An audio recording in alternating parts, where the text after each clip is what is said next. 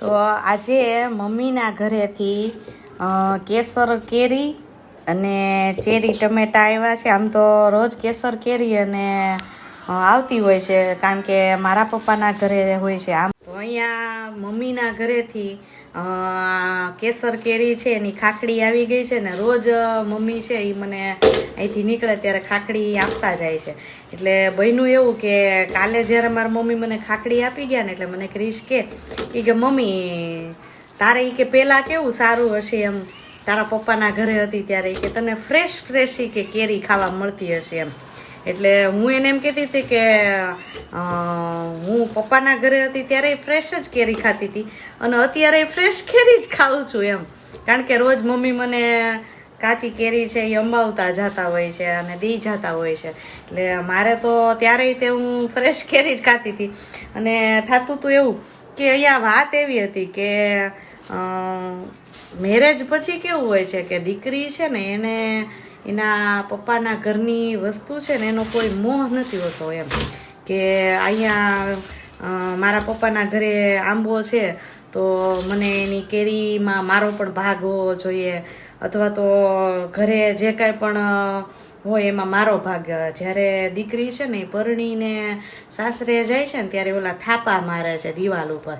એ થાપા છે ને એ જ કહે છે કે હવે એ સાઈન કરી દે છે કે મારા પપ્પાના ઘરનું જે કાંઈ પણ છે એ હું અહીંયા છોડીને જાઉં છું, મારો એના ઉપર કોઈ પણ પ્રકારનો હક હોતો નથી. એટલે અહીંયા કહેવાનું એમ છે કે મા બાપ છે એની ઈચ્છા એવી હોય જ છે કે અમારા ઘરે જે કાંઈ પણ ઉગતું હોય અથવા તો જે કાંઈ પણ હોય એ મારા દીકરી સુધી પહોંચાડીએ.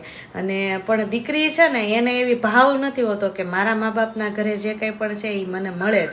એટલે અહીંયા હું માત્ર એટલું જ કહેવા માંગુ છું કે આ તો ઠીક છે કે આપણને મા બાપ છે એ નજીક રહેતા હોય તો આવું બધું પહોંચાડતા હોય છે, પણ જ્યારે આપણે પરણીને ત્યાંથી આવીએ છીએ ને ત્યારે એવો જ ભાવથી નીકળી આવ્યો છીએ ઘરેથી કે હવે આ મારા મા બાપના ઘરની તમામ પ્રકારની સંપત્તિ છે એમાં મારો કોઈ ભાગ હોતો નથી.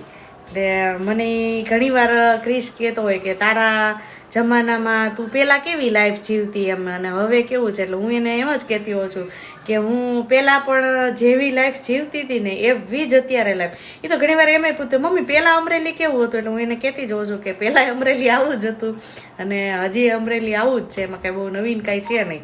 અને અહીંયા મારા પપ્પાના વાડીના ચેરી ટમેટા, જેને આપણે ખાટિયા ટમેટા પણ કહીએ છીએ, આજે એ પણ મમ્મી આપી ગયા છે. અને આંબો છે એની કેસર કેરી પણ ખાખડી છે એ પણ આપી જાય છે. એટલે આવું છે, લગ્ન પછી પણ જો આપણને પપ્પાના ઘરની કોઈ વસ્તુ છે એ મળી જતી હોય તો આપણે સૌથી ખુશનસીબ કહેવાય કે આપણને મળે છે. બાકી કોઈ એવી ભાવના હોતી નથી કે એ લોકોના ઘરની વસ્તુ પણ આપણને મળવી જ જોઈએ. આપણો એની ઉપર કોઈ પ્રકારનો હક હોતો નથી. તો એ લોકો હેત પ્રેમથી આપણને આપે છે એટલે આપણે લઈએ છીએ.